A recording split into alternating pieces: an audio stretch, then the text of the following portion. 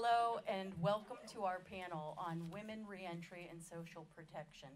So this is jointly sponsored by the World Society of Victimology, the American Society of Criminology's Division of Women and Crime, International Sociological Association, and Criminologists Without Borders.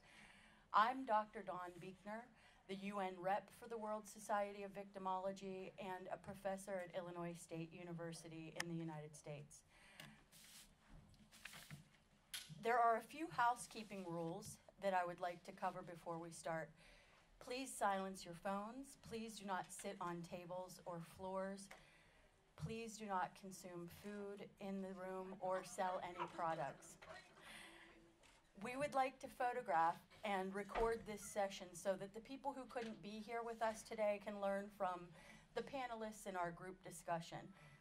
The photographs and the recordings will be visible on social media. If you do not wish to be photographed or recorded, could you please raise your hand right now? Okay, thank you. We will follow the order of the presentations as they appear in the program. There are index cards at your seats, and these are available for you should you like to ask a question of our panelists. We are asking that you also include your email address on the back side of the index card in the event that we would not have an opportunity to answer you in session. We'll email you the response. And also, you will find a recommended reading list at your seats. We've asked the panelists to help us to create those, and those are for you to share with others when you leave the session today. So, we begin today with a presentation by Pilar Larroulet on women reentry in Chile. And Pilar is a professor at the Catholic University of Chile and a doctoral candidate at the Department of Criminology and Criminal Justice at University of Maryland, College Park. She's done academic and volunteer works with female inmates in Chile, and during the past years, she has led what has been the very first reentry study conducted among women there. So we're pleased to welcome you, Pilar, to share your information with us.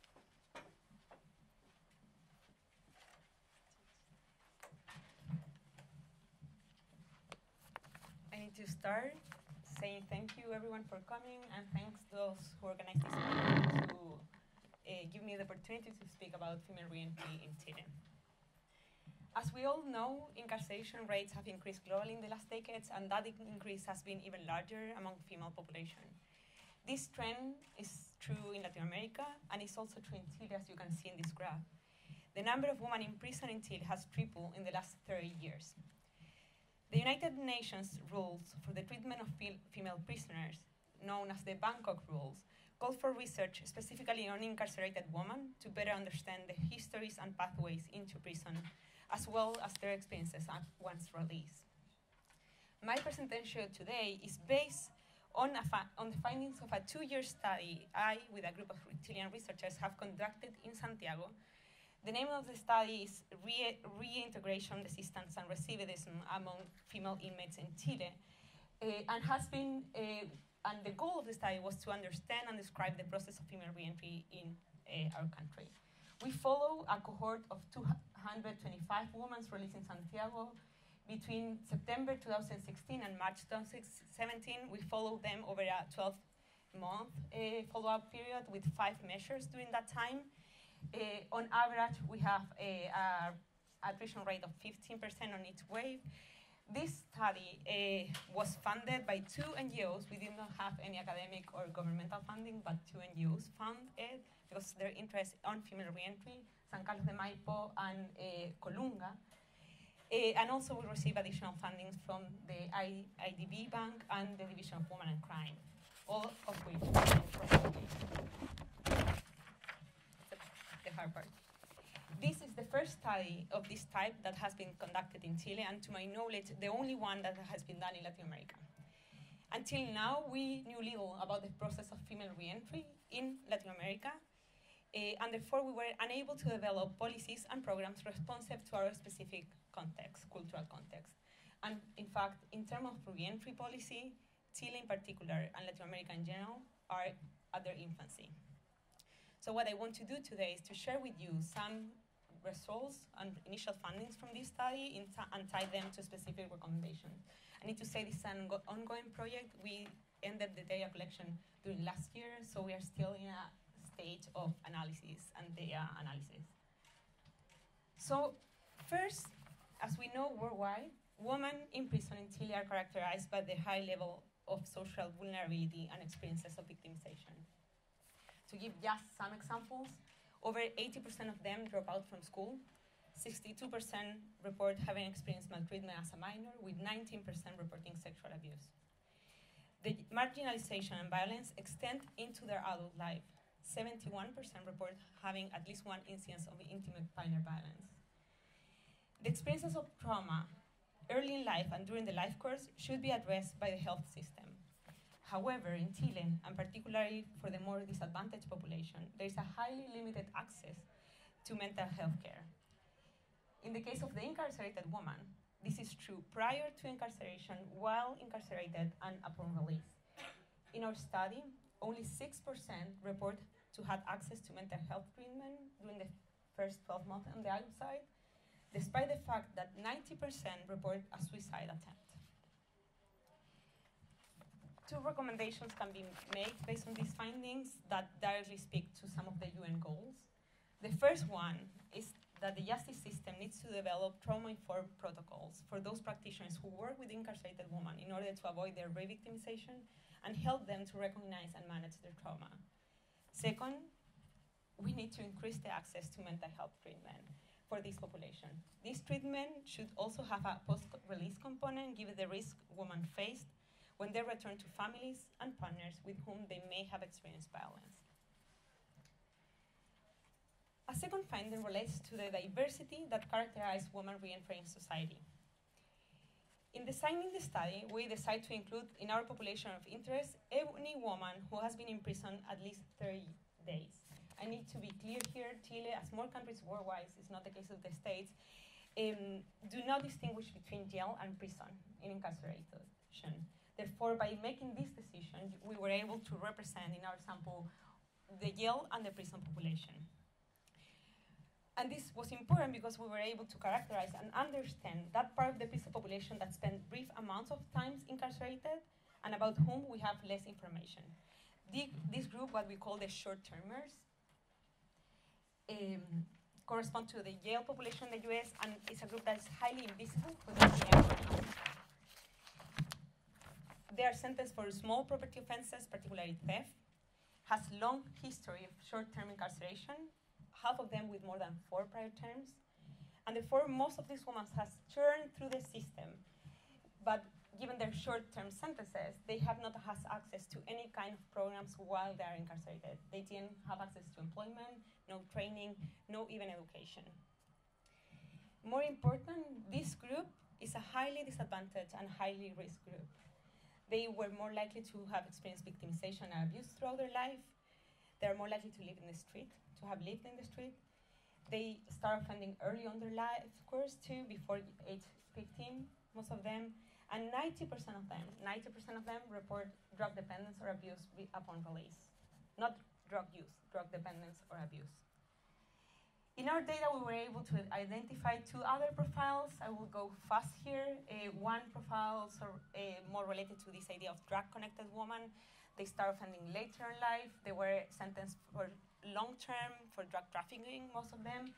They work, they have an access to work while incarcerated, and they also report having family support upon release. The other group, which is a mixed group, which is like less explored yet, are women sentenced mostly for serious property offenses. They share less of their traditionally thought risk factor associated with offending, but they were more likely to have a minor child that will depend on them upon release. These results led us to conclude that we cannot develop re-entry programs that do not account for heterogeneity in the prison population. Distinguishing between males and females is not enough. We need to take into account the diversity that exists within gender. Therefore, I need to start saying that the idea of one-size-fits-all re-entry program is completely misleading, and that the policy recommendations should vary by the different profiles of female offenders and the particular histories. If we think in the drug-connected women, employment is important. Of course, employment that foster economic independence and financial gain, which inevitably mean to move forward those traditionally gender jobs that tend to be less stable and less profitable. But what about the short-termers?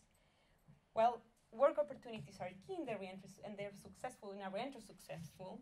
They're likely premature. For them, we need to first focus on their more basic needs: drug abuse and dependency, and extreme marginalization. A couple of recommendations here. In the last decades, the drug courts have expanded throughout Latin America, including Chile, with their lights and shadows. They have shown good results in terms of recidivism in the case of Chile. However, it has remained as a program restricted to individuals who are low-risk, first-time offender, and do not face the risk of incarceration. Therefore, they are not an alternative for any of the women we met during this study. We should expand the use of intermediate sanctions to this population and diverting them from prison in order to better address the underlying causes of their behavior. Moreover, as a health problem, the government needs to expand the availability of drug treatment in the community and earlier during the life course. At least 1/4 of these women have been using illegal drugs since they're 14 years old or younger. There's no need to wait until they get in contact to the criminal justice system. For this short-term high risk, providing housing is also key. In Santiago today, we only have one halfway house for females released from prison run by an NGO. However, close to 40% of the women in this group have slept on the street during the first 12 months outside. Finally, and in line with the priority theme in this 63rd meeting, our results indicate that the reentry process in Chile, and here again I venture to say Latin America in general, is a process that relies on the woman and her family. Upon release, the family is the one who provides economic resources, a place to stay, means to find employment, and childcare. But these families are also highly disadvantaged and have themselves limited resources. The state, its services, and the social protection system is largely absent for this population. While those who re-enter society are among the most vulnerable in the society, our results show that during the first 12 months outside, 60% of these women never approach the local government, which in the case of Chile is the main supplier to access to public services and public assistance. So everyone should go through the local government in order to get any type of public assistance. 60% of them never approach the local government. This woman did stay in contact with Gendarmeria, which is the correctional system. However, only in terms of control, the weekly signing or a new sentence that came up. Meanwhile, the relationship with NGOs or the churches, institutions that provide services where the state is absent, decline over time. So in the case of Chile and Latin America, we need to start by developing a reentry policy. That's the first step, probably. And in agreement with the UN Sustainable Development Goal, a reentry policy that connects these women with the public services that already are available to them. We need to also think on our reentry policy that focuses on not on control and supervision, but in providing support in the reentry, in their process of reentry. That support needs to consider, but cannot be restricted to employment. The discussion in Chile has been narrowed to the box and the job placement of those with records. However, being able to find and access a good job, a well-paid and personal fulfillment one, requires some basic but essential needs to be filled before. As I said, support to access mental health and drug treatment, support to find stable houses, support to move away from abusive partners are all key elements to consider when we think about female reentry in Chile. And finally, a reentry process that with a strong aftercare component. More than 1 year ago, the Chilean government presented a document called Public Policy for Social Reintegration, built based on the insight of a group of experts from different backgrounds. Although a remarkable initiative, most of the suggestions, almost all of the suggestions, focused on improved experience of incarceration with a better access to programs and justice while in prison. Little attention was given to what to do on the outside, but we know, based on the research, that while the opportunities individuals receive in prison plays a key role in the process of reentry, the more important part is what happens on the outside, the aftercare component. I know, I'm finishing. As I said, the post-prison intervention in Chile, when present, rests today in the good intentions and will of a small group of NGOs. noteworthy but insufficient. Therefore, we need to start by developing a reentry policy that goes beyond this time spent in incarceration, focuses on services and social support, and put the government, and not only the justice system, in charge of that support. Overall, I will finish here. I believe the recommendations made throughout this presentation, while they're based in the particular experience of Chile, apply to other countries in Latin America and globally. Some of them, such as the need of a program with an aftercare component, have already been implemented in developed countries like the United States or the United Kingdom. The challenge is now are to think about culturally specific programs that, considering what the research has shown in other countries, better respond to the needs and challenges faced by women in each specific context, in our case, in the case of Chile. I hope to contribute directly to this challenge as we learn more from this ongoing project. Thank you very much.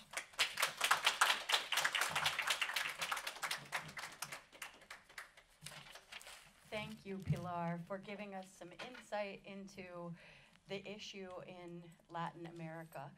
Next, we have Dr. Judith Ryder, who is going to share with us her presentation regarding the importance of education.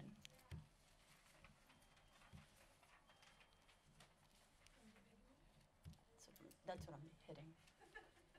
Ryder is Associate Professor, Sociology and Anthropology Department, and Director of the Criminology and Justice Matters program at St. John's University, Queens, New York.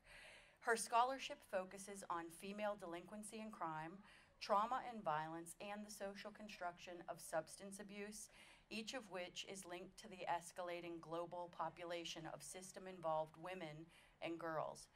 A member of the American Society of Criminology's Division on Women and Crime, Dr. Ryder's international scholarship includes a visiting fellowship at the University of Glasgow, faculty development training in Amman, Jordan, and ongoing research with Dr. Elaine Arnold on families and violence in the UK.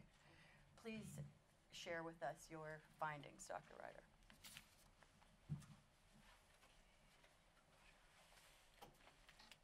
So much use to this. Okay. Thank you, Dawn. And I'm very excited to be here today, very honored to be part of this panel on women, reentry, and social protection. Speak into the mic. Okay, can you hear me now? Yeah. All right, good. I'm very happy to be here. I'll keep it short. So I want to start with the very Reverend Desmond Tutu has stated that inclusive, good quality education is a foundation for dynamic and equitable societies. So with that in mind, I want to begin with another statement from an important U.S. prison reformer, Miriam Van Waters. In 1932, on the eve of her appointment as superintendent to a women's reformatory, Ms. Waters told a news reporter, quote, that the goal of the modern institution, the prison, must be to have institutional life approximate outside normal life as nearly as possible. Toward that end, Ms. Van Waters' first step was to implement inside the reformatory a range of educational and vocational programs that aligned with those on the outside. In announcing these programs, Superintendent Van Waters referred to the women in the reformatory not as inmates, but as students. And in her diary, see if this works, in her diary, she noted the significance of language.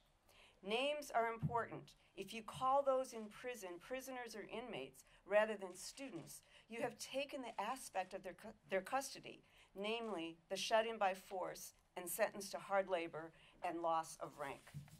Instead, she preferred to attend to another aspect. Did that change? Okay. Namely the women's training and their willingness to learn, and so therefore found it appropriate to refer to the women as students. The willingness to learn is essential, as is the opportunity. Unfortunately, in many ways, we have not made much progress since the 1930s, and indeed, under the auspices of certain political administrations and changing social climates, educational opportunities for incarcerated people have diminished. This situation is critical for women and girls because although females constitute a small percentage of the total prison population worldwide, the female rate of incarceration has surged. This is especially true in the United States. While only 4% of the world's population, female population lives in the United States, over 30% of all incarcerated women are imprisoned in the United States. Thus today, I wish to invoke the spirit of Archbishop Tutu as well as Superintendent Van Waters and urge us to think about the intellectual potential of our students behind bars. I am advocating for enhanced educational programming for women and girls, both during incarceration and upon release from custody. I do so in support of UN Sustainable Development Goal number 4, inclusive and equitable quality education, and in conjunction with UN SDG 1 and SDG number 5, gender equality. So unfortunately, data on female incarceration is scarce worldwide because many common criminal justice databases do not include separate counts of women, which is why your research is particularly important.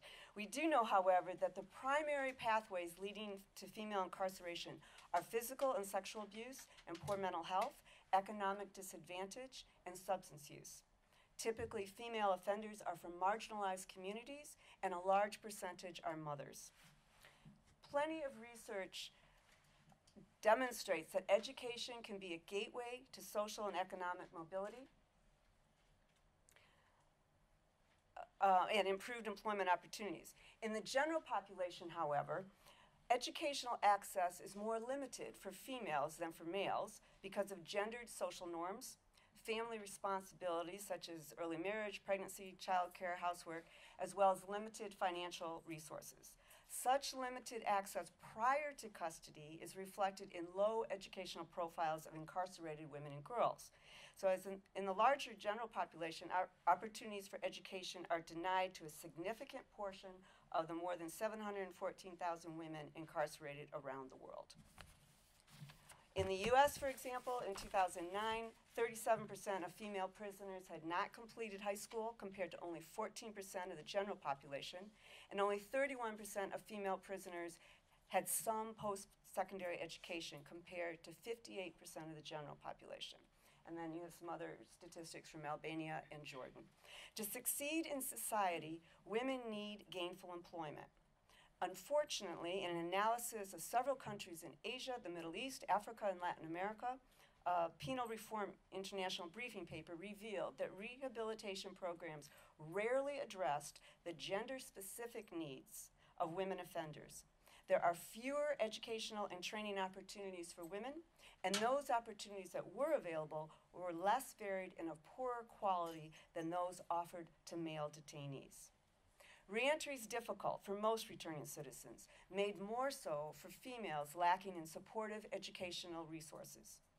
This deficiency, combined with the stigma of a criminal record, makes it less likely women will find steady employment, acquire safe housing, and be able to support and care for their children. But the research does provide some hope with which to counter this story. There is substantial evidence to indicate that educational opportunities during incarceration can minimize some of the difficulties encountered upon release. It can reduce recidivism and in the long term, improve gender equality. In addition, benefits are likely to extend to the next generation. Research has found that mothers' educational successes inspired their children to take their own education more seriously. So to help foster greater access to inclusive and equitable quality education, I submit the following 3 recommendations. First, develop high-quality educational programming, both academic and vocational, for incarcerated women and girls. For many females, prison may be the first chance to gain literacy skills or to receive basic education. Vocational training is also key to the social and economic reintegration of women, and prison-based higher education is one of the most effective ways to break cycles of poverty, incarceration, and reincarceration because it creates inroads of advanced education to communities that suffer from a chronic lack of access.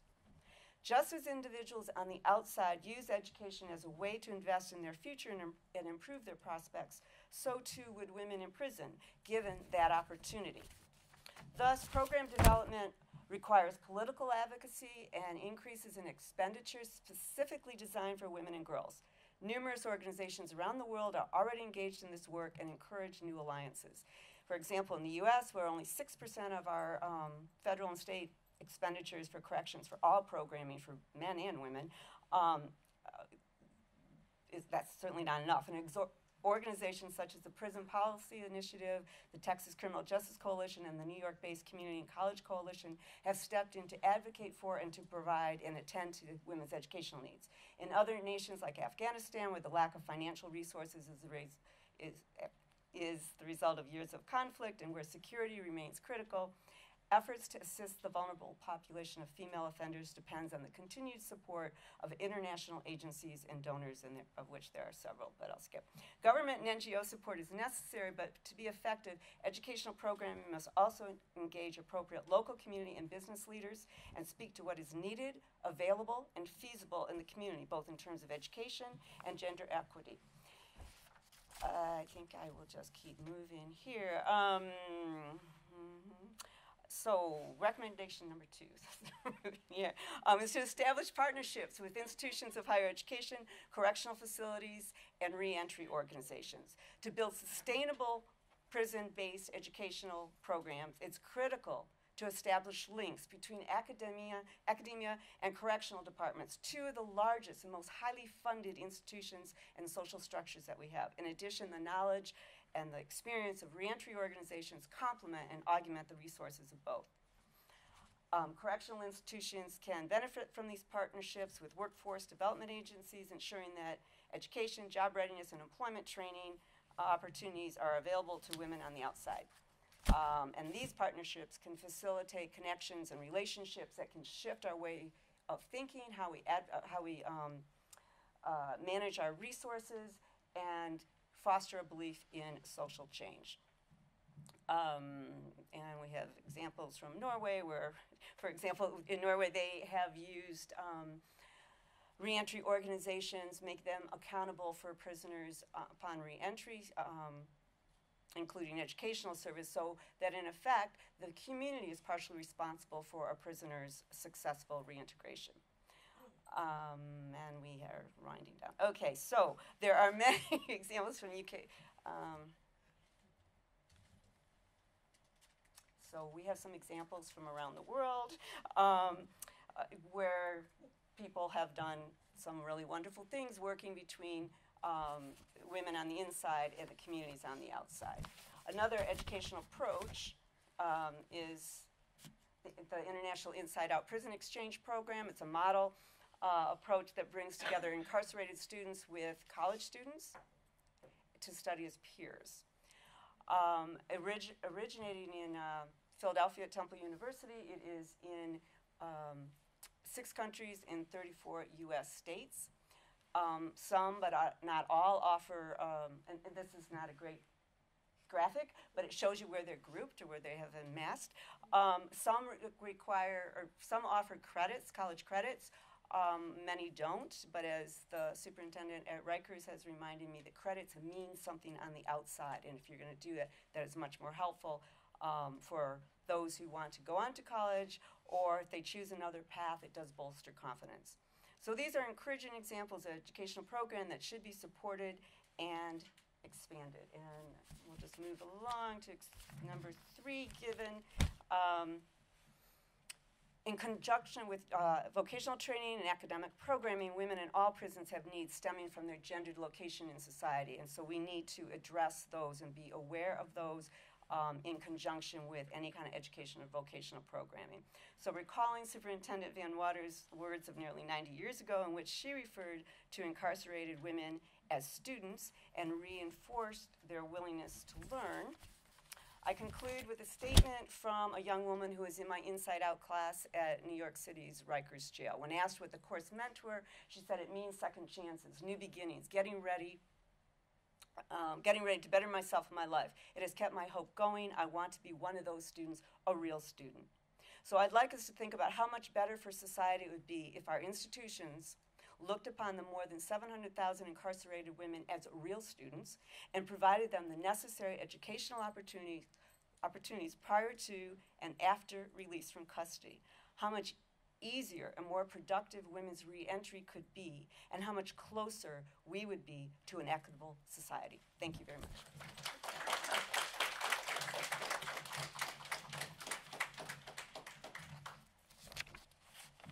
Thank you, Dr. Ryder, for showing us how important education is, and also for showing us the Inside Out program. And I'm pleased to report to you that at my last visit to Germany in December, I sat in on an Inside Out program at Tegel Prison in Berlin, Germany, so we can add a 7th country to your list as well. Next we have Dr. Andrea Leverentz, who is an associate professor and graduate program director in the Department of Sociology at the University of Massachusetts, Boston. She earned her PhD in sociology from the University of Chicago. Her research centers on the impact of crime and incarceration on individuals and communities. Welcome, Dr. Leverentz. With this. Thank you. I'm going to reiterate some of what's already been said and hopefully add a little bit to the discussion as well. While much of our focus on mass incarceration in the United States and elsewhere is on men, women are impacted both through the incarceration of family members and loved ones and also through their own incarceration. When men are incarcerated, women often continue to raise the children of those men. In addition, men who are returning from prison are often dependent on women, including romantic partners, mothers, and sisters, upon their release. When men return to partners and children, there's often increased tension as men try to reestablish their role in the home. In addition, and importantly, the rate of female incarceration has increased much faster than the rate of male incarceration in recent years. Since 2000, the number of women and girls in prison worldwide has increased 53% compared to 20% for men. Overall, the highest levels of women's incarceration are in the Americas and the lowest are in Africa. The highest rates of female incarceration are in the United States, Thailand, and El Salvador. Since 2000, the sharpest increases have been in Guatemala, El Salvador, Brazil, Cambodia, and Indonesia. This pattern continues even as some prison populations are increasing overall. So for example, while the overall prison population in the United States has decreased 7% since its high in 2009, the number of women in prison has held steady or slightly increased in that time period. Women are more likely than men to be convicted of drug-related offenses and to have histories of drug addiction and mental illness. This complicates their reentry process as they're faced not only with barriers associated with their criminal record, but also with the challenges related to addiction and mental health. This clearly affects incarceration in the Americas. Approximately 20% of the prison population in Latin America is charged with drug-related offenses. This is true for more than 60% of the female prison population in Argentina, Brazil, and Costa Rica. In addition, cross-culturally, women in prison are often poor, have limited education and work experience, and often have a history of abuse, trauma, and victimization. Patterns of discrimination are also evident cross-nationally, with African American, Afro-descendant, and indigenous men and women disproportionately represented in prison populations. In addition, women are often seen as doubly deviant for violating both the law and gender norms, which might lead to additional stigma upon release. Women are less likely to have been employed at the time of incarceration and to have limited work histories. This too can make reentry more challenging. When women are incarcerated, they're more likely than men to have been custodial parents, so their children's lives are disrupted, both during and after incarceration. It's also often a central concern of incarcerated women and their families for them to reestablish their caregiving roles, not only with their children, but in families and communities. In developing policies and practices related to incarceration and reentry, it's important to understand the larger context of reentry. For example, histories of colonialism, apartheid, and conflict also shape the experiences of people entering and exiting prison and accused of crimes. A legacy of conflict and war can shape the structure of a nation's prison, which influences approaches to all prisoners, not just political prisoners. The use of violence, including in the home, are also shaped through cultural and historical forces and will continue to face family and community functioning. In some contexts, such as post-apartheid South Africa, vigilante justice is common and operates alongside formal criminal justice responses. South Africa is one of the highest incarceration rates in Africa, but it also relies on community justice that dispenses penalties like beatings, sometimes killings, banishment, and so on. So in other words, we must consider formal criminal justice responses as embedded in larger systems and cultures. As is evident by the patterns worldwide, the incarceration of women as an issue is an issue in a wide range of countries and jurisdictions. In proposing any policies to address issues related to women's incarceration and prisoner reentry, it's important to understand the local context in which policies are being implemented, including factors shaping incarceration, and also gender roles and the types and levels of available resources. In addition, it's important to consider gender as it relates to other forms of discrimination and power, including race, ethnicity, caste, class, and sexuality. Together, this means that women are central to understanding and responding to incarceration and reentry, and that their experiences are shaped by the context in which they're incarcerated. Supporting their roles as caregivers while they're incarcerated, while their children's fathers are incarcerated, and when they return to the community is consistent with the UN Sustainable Goals for Gender Equality, sustainable cities and communities, good health and well-being, and peace, justice, and strong institutions. The priority theme for this year's Commission on the Status of Women is social protection systems, access to public services, and sustainable infrastructure for gender equality and the empowerment of women and girls. So the following are a few policy and practice recommendations that grow out of these priorities as they relate to women and prisoner reentry. First, a number of countries in Latin America, as we've heard a little bit about, and the Caribbean have adopted drug court models that are based on U.S. drug courts and have faced some of the same challenges. Drug courts are specialty courts that provide court oversight in the name of facilitating recovery from addiction, but they've also been criticized for blurring the boundaries between therapeutic and legal responses. One issue is that perhaps well-intentioned, this means that healthcare services are mediated through the criminal justice system. This perpetuates the criminalization of drug use and addiction. There are also broader lessons to be learned here about the ethical complications of providing services and supports through the criminal justice system and adding a punitive dimension and capability to the provision of healthcare and support services. In addition, caution should be taken when adopting U.S. models in different regions with different legal systems and networks of resources. For example, the lack of treatment options in Latin America and the Caribbean have led to a reliance on private providers and have resulted in numerous cases of abuse and human rights violations. Even models that work in one context may not be directly applicable to another, and caution should be taken to understand the values, needs, and constraints of the local context and how these may shape incarceration, reentry, and key community and family dynamics. I would also emphasize the importance of value of research into female incarceration, prisoner reentry, and related issues, along with monitoring and evaluation of programs and policies. While there are patterns and commonalities both across and within countries, there are also key differences. With that important caveat, I have a few suggestions that I think are worth considering, though again should be shaped by specific contexts. The first is restorative justice approaches to family reunification. Incarceration and the problems leading to it can cause many problems within the home and for children. Incarceration itself, even short stays in jail, is a major source of stress in relationships and often leads to the end of marriage and romantic partnerships. Conflict with intimate partners and former partners is central to many prisoners' descriptions of family. This includes conflicts over fidelity, relationships with children, economic expectations, and running the household. Reuniting after prison is then very difficult, and domestic violence incidents may be more common during this transition. In many cases, children want and would benefit from strengthened relationships with their formerly incarcerated parent. Reunification with family and children is a key goal of many people exiting prison. While it may be occasionally in the interest of the child to have limited or no contact with their parents, often that isn't desirable for the child or the parent.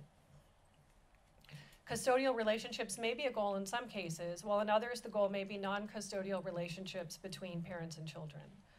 This also often necessitates a working relationship with the child's other parent, even if the parents are no longer a family unit. Developing or strengthening relationships with children is a core concern of both men and women. In one study in the United States that I conducted, both men and women left prison motivated to reconnect with their children, and many ran into roadblocks navigating child welfare systems, relationships with their children's other parents or guardians, and distrust from children. Relationships with children can serve as a significant turning point that can foster pro-social ties and discourage reoffending. Yet over time, the men and women that I interviewed put these goals aside, unable to navigate the bureaucracy and other barriers connected with reconnecting with their children. This one component should include case management and/or advocates who can help the returning prisoner navigate institutions and work to establish relationships with children where appropriate. Women, especially, who have been in prison often experience violence and abuse in their families of origin, with romantic partners, and as children. In some cases, these same family members may be helping to care for the woman's children while she's incarcerated. And the women place significant value on their role within their families of origin. So cutting off ties with these family members is often neither practical nor desirable. These multifaceted dynamics highlight the value of holistic family counseling where appropriate to help family members redefine their roles in relationships and to process past harms. These could potentially include parents, siblings, children, children's parents or guardians, and others identified by the person returning home. These policies would strengthen UN sustainable goals of sustainable communities, good health and well-being, and peace, justice, and strong institutions. Working with both men and women exiting prison, and primarily those with children, would promote strong families and thereby also support gender equity. Motherhood is a key identity for many women. Developing financial independence, establishing a career, and performing generativity through work are also key goals for many women. Each of these is in turn related to desistance or stopping offending. As we've already heard a little bit about, many of the jobs that are available to people with criminal records are low paid and unstable. In addition, women's job opportunities in general are often concentrated at the bottom of the hierarchy in terms of both power and pay. And so too, in employment opportunities, women with criminal records may be seen as doubly deviant. Research is limited in terms of the impact of a criminal record on women's employment prospects, and more work could be done to understand the impact of a criminal record on women's employment. Expanding employment opportunities for women with criminal records could foster desistance and financial independence of women. These approaches should focus not just on women's employability and the signaling of their desistance, but also on the development of new jobs and employers that will work with people with criminal records. Employment and motherhood are not easily separated. In order for many women to be able to work full-time, they need affordable and quality daycare for their children. Many researchers have documented the impossible circumstances that many recently incarcerated people, and women in particular, face. Providing child care, including providing financial support to family members when they provide care, will remove one significant barrier for women's employment. Both employment and child care speak directly to the sustainable goals for gender equity and sustainable cities and communities. As a final recommendation, one way to reduce the impact of incarceration on women, families, and communities is to reduce the reliance on incarceration altogether. Excuse me. Incarceration is incredibly costly, both directly and indirectly, and it's linked only loosely with crime rates and public safety. Reducing the use of prisons does not directly address some of the challenges that are often correlated with incarceration, like low education, lack of employment, poverty, and addiction.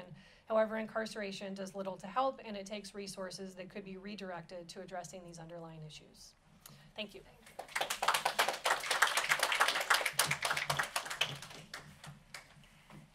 Thank you, Dr. Leverentz. We appreciate how your message tells us that the reentry approach has to be contextualized by local laws and also the culture within the jurisdiction in which we're making changes. Also, for your information on family reunification as a restorative practice. Next, we have Topeka Sam.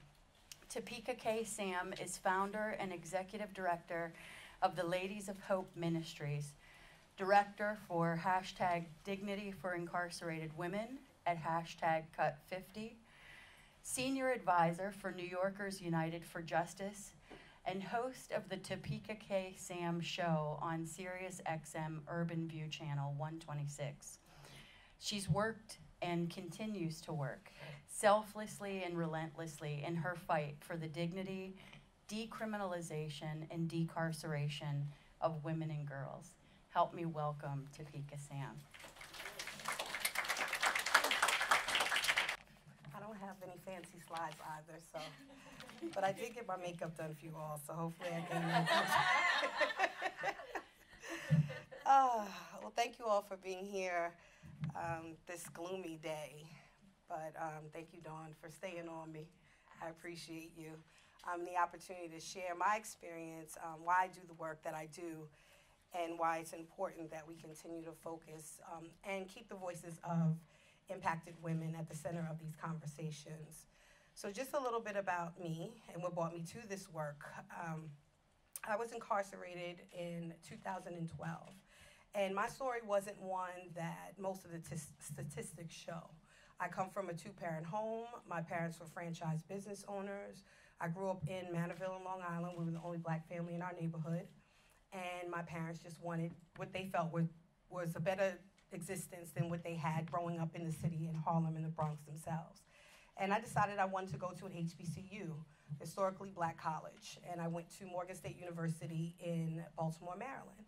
At which point, I began to veer off campus and kind of get engaged in everything that was very different than what I had been exposed to growing up, and which led me through this cycle of dating guys who were heavily engaged in selling drugs, and then myself getting engaged in selling drugs, and still while going to school and working, was division chairperson for Amtrak On-Board Service Workers Union for New York and DC, had 2 businesses, and just throughout moving up, I wanted to open another business. I get this phone call, and I decided to connect some people, or thought I was.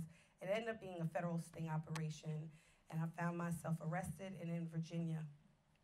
And when I got there, I thought I was going to bail out. I felt that if you had money and you had access, that you can bail yourself out. And so my family was there, and we thought that I was going to have a bail, and the judge thought differently. So I was given no bail. And I actually had to sit in the county jail in Virginia, at which point I began to really understand what was happening in the country. And so prior to me going to prison, I just thought people who used drugs did because they wanted to. I thought people had personal choices, and I knew not to use them, and so they did, until I started asking women some of the stories that they had. And one woman that I speak about often, who changed my life, she told me that her father had been raping her and told her to take heroin, and if she took it, the pain would go away. And it was all these different stories from all the women that I began to talk to, and it was all the sexual violence, trauma, and abuse. And over, and it didn't matter the demographic, it didn't matter race, it didn't matter any of that. It was pain, it was trauma, and it was unhealed trauma. And so at that point, I pled guilty because I was guilty of a drug conspiracy charge, and I went to federal prison. And when I got there, I saw much of the same, except in federal prison where I was in a federal camp. A lot of the women that I was incarcerated there were judges, senators, lawyers, doctors, yet still had a lot of trauma that had been inflicted upon them. And so either they self-medicated, either there was no access to medication, and it was just the same cycle throughout incarceration. And so what I realized through those experiences, being the worst experience of my life, that the hundreds of women that I had met during my journey, that they had tremendous dreams and they were brilliant, but that they were all coming home one day, and most of them didn't have a place to call home. And so their lives would end up going right back into the same things that led them in: more trauma, more violence, and more abuse. Women who did not value themselves would have to come back home and be devalued. And some of them would be serving their time, paying their debt to society, and then be re-traumatized through the reentry process because they would fall back again, setting them up for failure. And these structural barriers are directly related to both incarceration and recidivism. And so the same conditions that push women into the criminal legal system are present and waiting for them when they return home, and often in larger quantities. There's a 2018 prison policy initiative study that talks about unemployment rates for formerly incarcerated people. And today it's higher than they were for the whole population at the highest at the Great Depression. And for Black women specifically, the number is even more shocking. Nearly half of 43% of formerly incarcerated Black women are unemployed.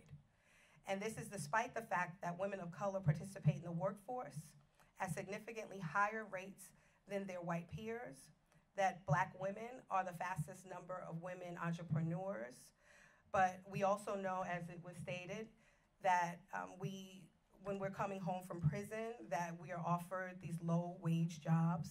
And so 15 to 47% will make less than what white males will make, and making it more likely that you won't be able to live, and then you'll be living in poverty. And so, to be clear, we have to view this in two ways. Either by saying that there's something wrong with formerly incarcerated Black women, that they don't want to work, that they don't want a better life for themselves or their families. You have to acknowledge the ways that race, gender, and the experience of incarceration work together to limit their ability to succeed, to constrain their choices, and to increase their likelihood of returning to prison by ignoring the basic structural conditions that inform the reality of their existence. Poverty, lack of access to safe, affordable housing and supportive communities, disproportionate gender-based violence, lack of education, and access to meaningful work at a living wage. We are quite literally sending them back to prison and jail. And these things aren't just, they aren't just important things. They're actually enshrined within the Universal Declaration of Human Rights. For instance, Article 23 says everyone has the right to work and be paid equally. Article 25 says that absolutely everyone has the right to a standard of living that allows for health and well-being for themselves and their families. Article 26 says everyone has a right to education. And I can go on, but I'm sure everybody in here knows a little bit about these articles. So if you care about the crisis of mass incarceration and what is impacting women and girls across this country, you have to also care about structural racism and sexism. And when we talk about also the fact that, you know, living wages in the United States for a single woman is $60,000, right? And most women who are coming home from prison is not offered, you know, half of that. And when I think about even my organization and the work that we do, and even raising money for us to build our organization, very often we're told to hire people as stipends or fellows or part-time, and yet you're thinking someone has to re-establish their life, rebuild their lives and their families. And it's it is impossible to do that with a wage that is less than what you would even want for yourself. And so you have to be concerned that women, especially for formerly incarcerated women, don't have access to reproductive living wage, a wage that will allow them to get out of poverty and that take care of themselves and their families. And to be clear, in most major cities, as I stated, about the $60,000 per year. You have to be concerned about gender-based violence. Research suggests that 60 to 80% of incarcerated women have been victims of sexual violence, and that number is likely grossly underrepresented, because we also know that most women don't tell about the violence that they've actually experienced. And I know for me, going through it myself, I never said anything until I actually went through the process of incarceration and being able to actually look at it and see what I went through. You have to be concerned about education and the most accessible pathways to economic and social equality, about access to health care and mental health care, and you have to be concerned about access to safe and affordable housing. You can't do any of these things I've listed above if you don't have a place to live and lay your head at night, or an address for your probation officer, or even for your resume. These are very basic and universal human rights, and most formerly incarcerated women don't have access to them. So the title of my presentation was, How Can I Advocate for Myself or Anyone Else If I Can't Eat? And so this is why I created the Ladies of Hope Ministries, which was birthed while I was incarcerated. We take a holistic approach on making sure that women's basic needs are met so that they can transform their life and thrive. I realized when I came home I would be able to do anything because I had a two-parent home that I could go to. I didn't have to pay bills. I could rebuild my life. And I know that many women didn't. So we started Hope House, which is a safe housing space for women and girls in the Bronx. We let women stay there for up to 18 months. And at that point, we transitioned them into affordable housing for themselves. We're also expanding Hope House this year to, how many minutes now? Oh, wow, I didn't get the 5 minutes? All right. We're expanding Hope House this year to Detroit, New Orleans, and Trinidad and Tobago. And our goal is to have a house in every single city around the country. We also have the Angel Food Project, which is a project that we do with Instacart, Whole Foods, where we feed families healthy groceries every single day. We fed over 3,000 families to date through that program. We have a speakers bureau called Faces of Women in Prison, which trains women how to speak and tell their stories, and also to let them know that they should get paid for public speaking. So often that women are being re-traumatized telling their stories, and then they're taking off days of work, have nowhere for their children, and so through this program, we're setting up the Speakers Bureau so women can be compensated for their time and their work. We also have the Parole and Probation Accountability Project, which makes sure that women who are under surveillance know what their rights are. They can file grievances.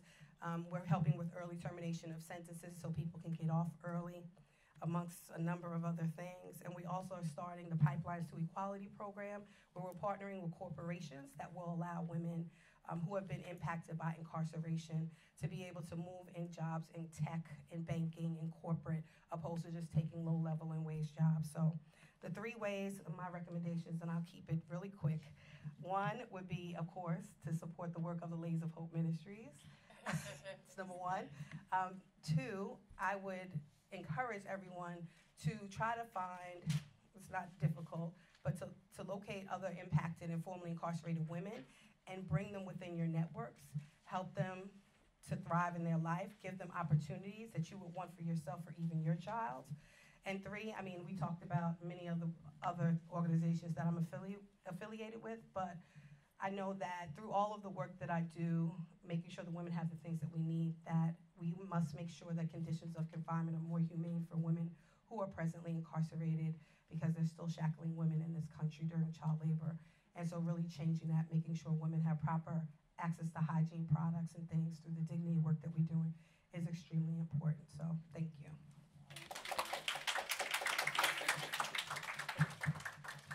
Thank you. We appreciate your important work, Topeka Sam, and I do want to say that you inspire each one of us to act. If anybody has ever had a thought, well, what could I as one person do? You've shown us a great example. So I thank you so much for that inspiration. Thank you so much. And I'll close out the presentations with my work called A Call to Action, Policy and Practice Recommendations for Incarcerated and Returning Women.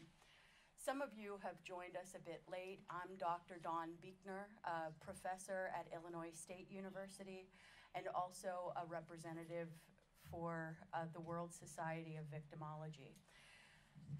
Today, we have learned that women's incarceration, although relatively small compared to men's, is growing globally at rates that far exceed men's rates. We know that most of the women who are incarcerated in the world are not only offenders, but they are survivors of trauma and abuse. We know that women's incarceration, due in large part to their roles as primary care providers for children, means that there's a collateral consequence on the family and the children when they are put into prison. We know that most women are not incarcerated for serious violence offenses, and instead that their crimes are related to economic needs. Their crimes are related to addictions to alcohol and other substances. Today, I ask for those of you with decision-making power to act. If you're not in a position to directly affect change, I ask that you take the information from today's panel and pass it along to the decision makers in your home countries and jurisdictions. We need to work collectively if we're going to make changes worldwide with incarcerated women. I present for you today 4 different recommendations. All of those are linked in some way to the CSW's priority themes and also the UN Sustainable Development Goals. But I do want to recognize my partner on this, Dr. Ottmar Hagemann, a professor in Kiel, Germany. The work that I'm presenting for you today in part grew from things that we presented at the last UN Crime Congress in Qatar. And this is also on the reading list that was distributed among your seats. My first recommendation is to abolish the use of prison sentences for women and nonviolent offenders. As we've learned in the past 2 weeks at the CSW, most women worldwide face inequalities and disadvantages. Incarcerated women, however, are among the most marginalized women in the world. Not only do they have extreme rates of physical and sexual violence, but their abusers are rarely punished for what they've done to them. And this, as Radish points out, puts them in a place of cognitive dissonance. When they commit some non-dangerous offense and then they get the most severe form of punishment available to be put into prison. The recommendation to abolish prison for women is something that's consistent with the Women Justice Task Force in the UK, who also call for the end of prison sentences for women.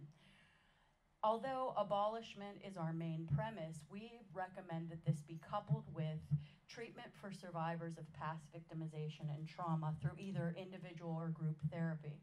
And in our larger manuscript, we also talk about how this could be funded through compensation to victims for crime-induced costs. So not only would we be eliminating the cognitive dissonance that we've talked about, but it also would eliminate that impact on children of incarcerated women. Because abolition of prison sentences for women could be regarded as a violation of legal equality principles if the incarceration of men continued unabated, we've actually expanded this to include nonviolent offenses, also those that are committed by men.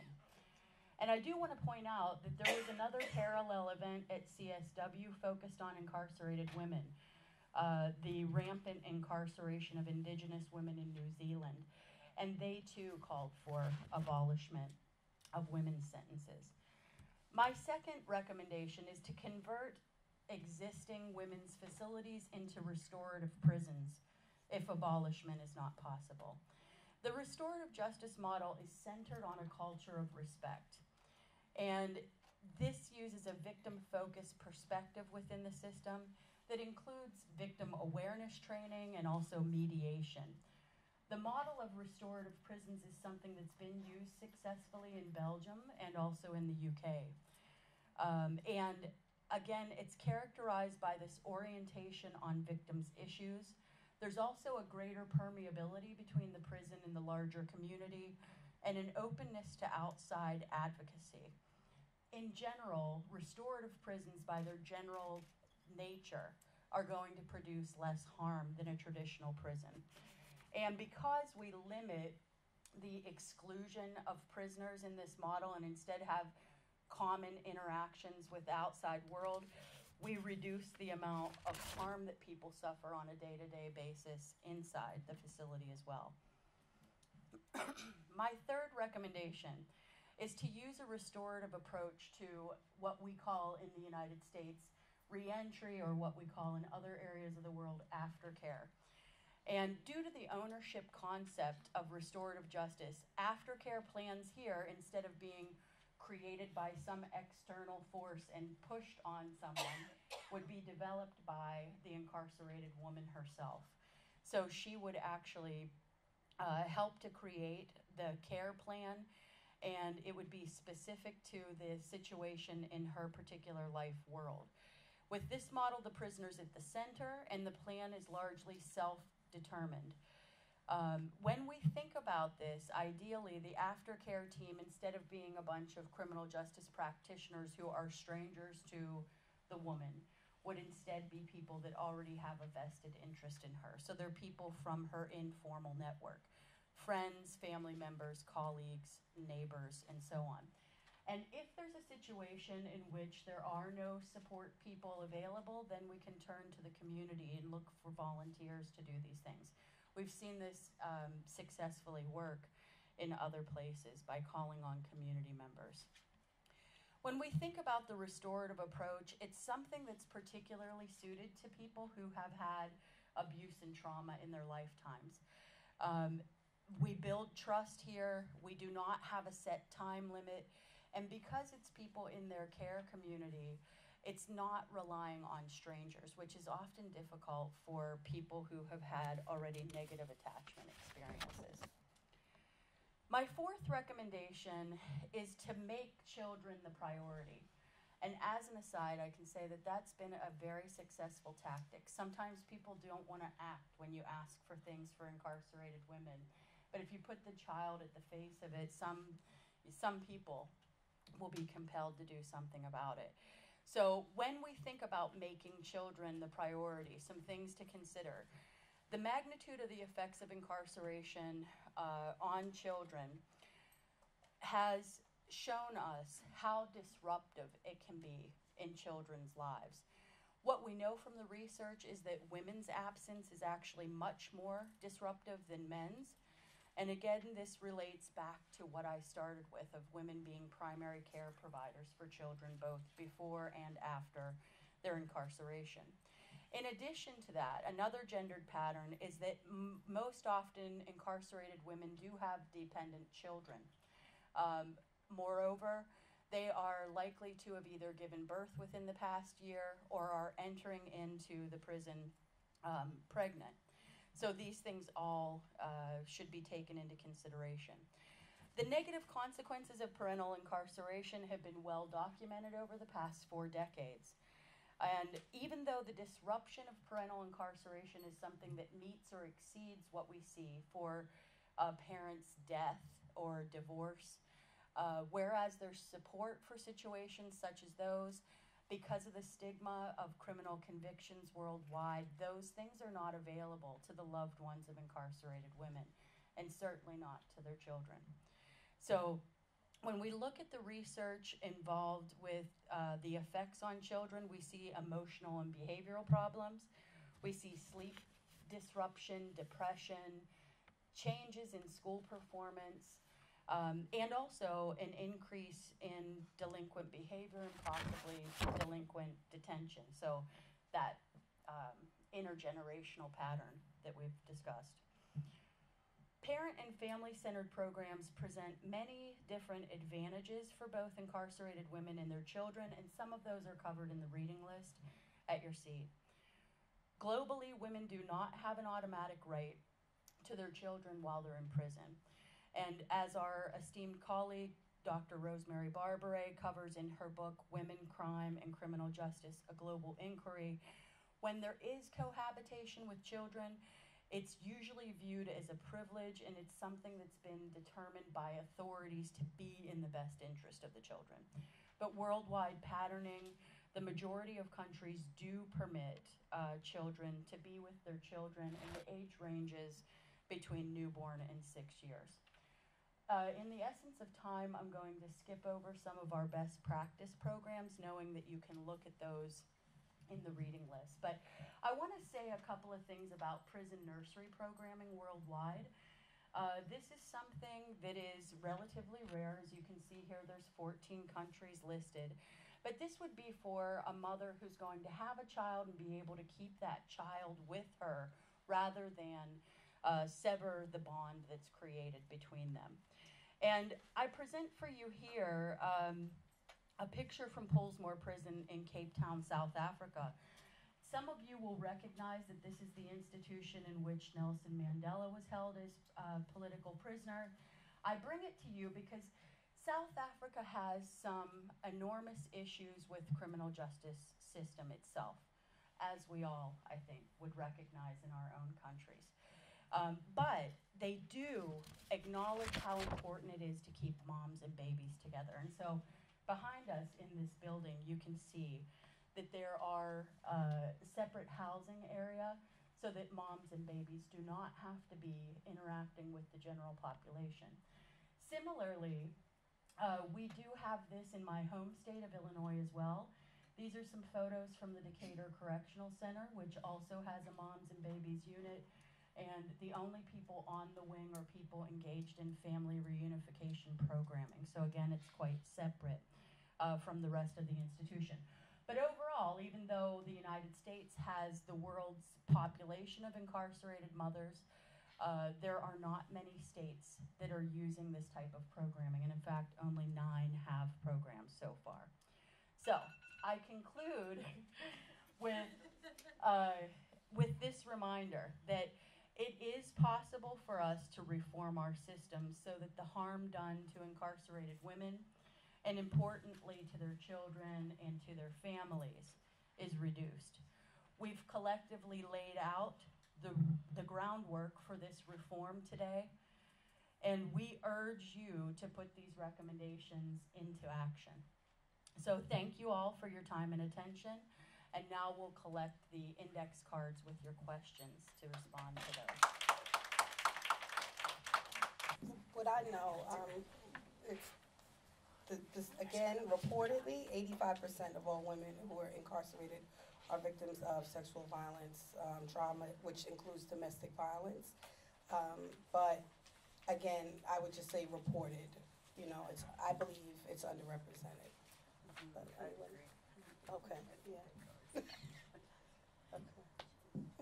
See how easy that is? We can come to an agreement. We should be on a jury or something like that. So the next question is, how do you deal with the huge financial incentive of keeping people incarcerated in the USA? And is this the case in other countries?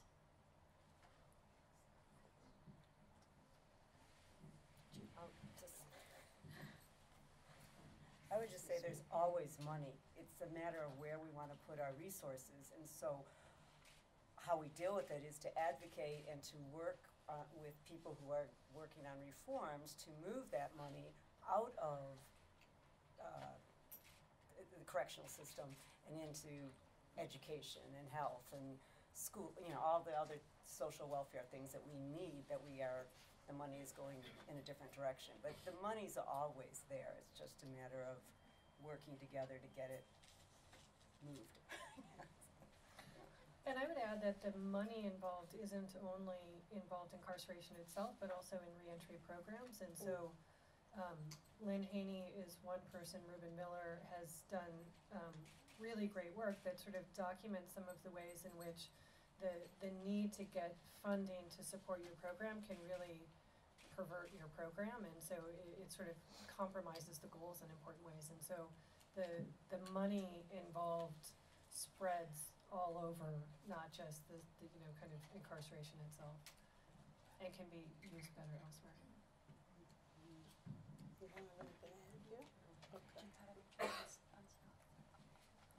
I think the question was also related to private prison, as I read at least. Okay. I don't know about the research on the United States. In Chile, we do have some private prisons. It was a trend to 15, there's a Chilean here, so he can correct me. I think like 15 years ago was like a push toward private prison that stopped a little bit. It hasn't been building. Again, this is commonly like a discussion. The difference with the US is that in the case of Chile, the private prisons, although built by privates, and they get the money to keep the people inside and provide programs, the guardian of it stay under the correctional system, which is a national system. But I do not know about research studying. One study that I conducted, we didn't see like much differences in terms of recidivism, for example. That was one of the conditions. But I do not know more. It's not the amount that the problem that you have, the amount that you have in the US. That's like I said. Yes, and I'm thankful that we do have a comment regarding mass incarceration in the United States.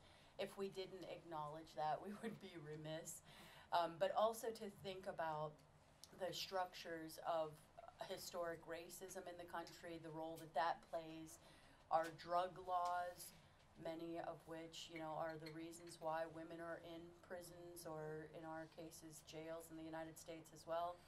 So it would take considerable reform to dismantle that.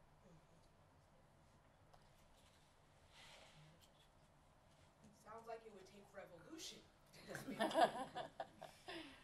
Very realistic, I think, when you call for a revolution. Yeah. Any other questions from the group? Yes. Another question, just to say that I'm from Nigeria, and in Nigeria, Would you like to come and speak in the mic?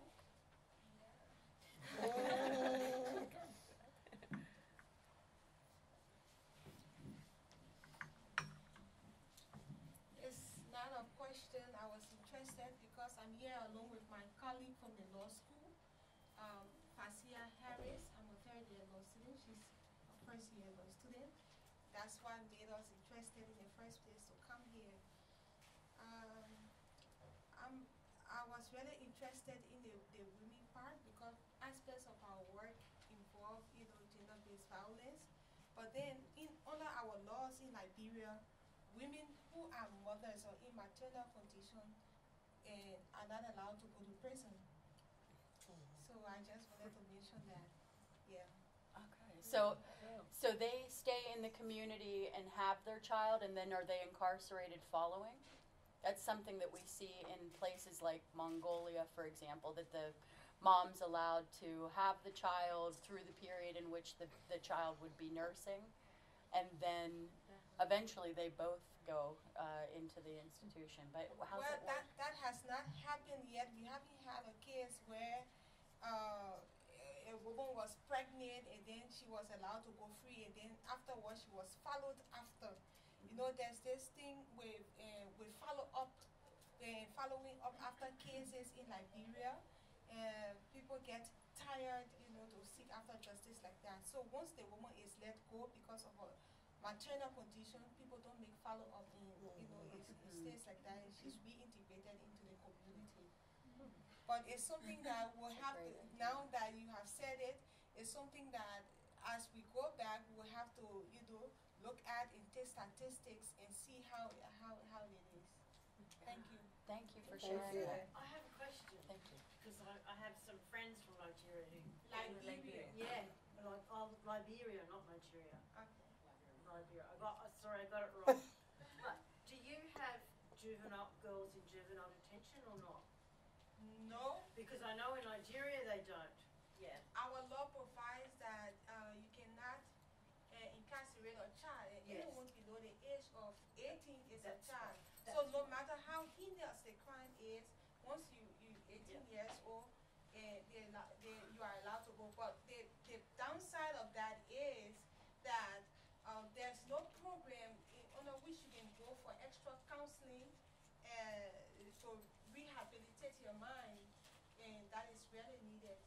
So, yeah. Thank you. We have time for another question. Just so that, I just want to say that there are safe homes that take on juveniles, but it's run by private institutions, and they rarely can keep the juveniles for more than 2 weeks. So even if the crime is so heinous and you want to put them through the juvenile program, there's nowhere to keep them. We have private safe homes, and people go through the safe homes. The numbers going through is huge, and there's no way you can keep one person there more than 2-3 weeks. So it's a very challenging system, but we're hoping.